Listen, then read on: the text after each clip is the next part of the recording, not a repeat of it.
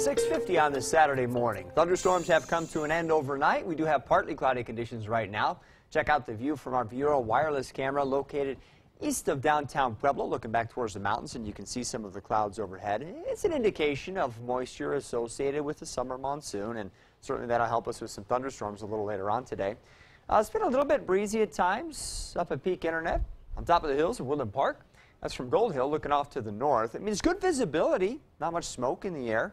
Winds up around 10 miles an hour right now, and it really is a pretty nice morning up in Teller County.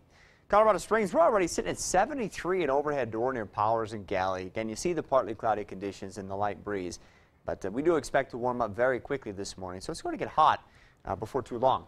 All right, here's the water vapor flow. You can see it in the Milky White here coming up into Colorado. That's going to help to keep us pretty active on the thunderstorm front, at least through the next couple of days. And tomorrow in particular looking like a pretty active day, and we'll talk more about why that is in just a moment. But as we watch these thunderstorms roll through the area the next few days, and the heavy rain is something we'll keep an eye on, we'll also hope to help to cool us off some because it is going to be pretty hot. Skycast shows it will stay partly cloudy through lunchtime, but then shortly afterwards the showers and storms will begin developing over near the mountains, and they'll tend to drift east as we head into the afternoon. Prior to those arriving, we should hit the 90s and 100s once again in much of eastern Colorado. 70s and 80s should do it over the mountains and mountain valleys. And if you notice yesterday as the storms went through, if you were in one of those areas that had one, it didn't really cool us off all that much, kind of left it a little steamy. I'm hoping today we'll have a little bit better luck with the cooling. What we don't expect much of is severe weather. Some threat maybe by this evening, a strong storm or two could roll across the far eastern plains into Kansas, but I do think for most of us along the Front Range, we'll be talking about bursts of heavy rain, plenty of lightning, and maybe some gusty wind, but not likely any severe weather. If one of these cells could drift across one of the burn scars, flash flooding could be a concern today. I think maybe more so tomorrow. But any storms that do develop today should once again kind of roll off to the east and die out overnight. Might even wake to a little bit of low cloud cover tomorrow morning as this cool front settles in. So after 93 today, look for mid-80s tomorrow in Colorado Springs, so at least we take the edge off the heat a little bit.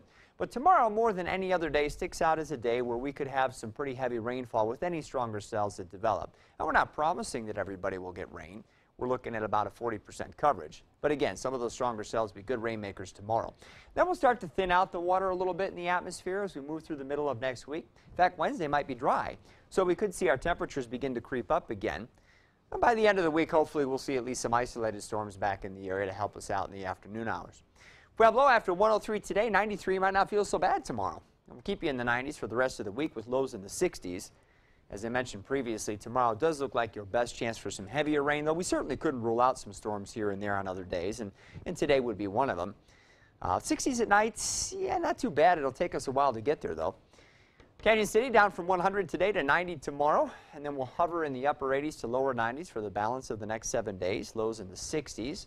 Tomorrow's that day that sticks out, as I mentioned, for maybe some heavy rain, more spotty activity each day thereafter. Teller County could pick up heavy rain today or tomorrow, maybe even Monday into Tuesday. We'll see about maybe even removing storms from your forecast briefly on Wednesday.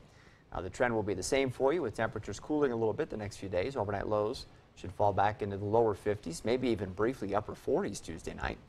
And the main threat for us is going to be the localized flash flooding if we get any of these stronger cells to pop up over one of the burn scars. Right, and I feel like it's been pretty quiet. We haven't talked much about flash flooding, and, but that monsoonal flow, it seems to be coming back, so we'll see, especially kind of tomorrow, keep our eyes on things. You need a combination of a lot of water in the air and slow-moving storms, and we've had enough time now since the big burns have happened to kind of, scour out some of that loose soil, and we're starting to get some growth.